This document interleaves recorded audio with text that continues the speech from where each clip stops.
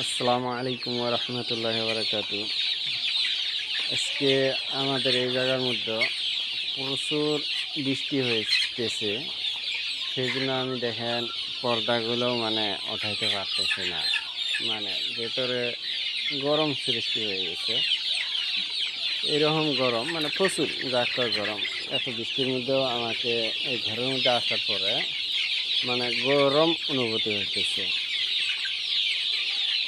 আল্লাহ তাআলা যদি রহম করেন, বৃষ্টি থেমে গেলে আমি পর্দাটা তুলে দেবো।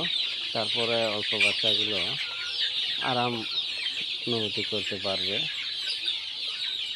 তে যাই হোক, মাশাআল্লাহ এইগুলো ঠিকই আছে, কোনো অসুবিধা নেই।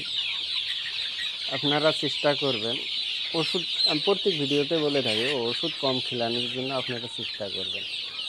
যে সময় আপনাদের ওষুধ খিলানো বেশি হবে, সেই সময় নানান বেমার আক্রান্ত করবে। সেই জন্য ওষুধ একবারে কম খিলানোর চেষ্টা করবেন।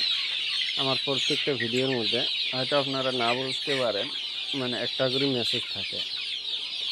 সেই মেসেজটা যদি বুঝে আপনারা পালন করেন মুরগিকে, তা আপনাদের ইনশাল্লাহ কোনো সমস্যা হবে না।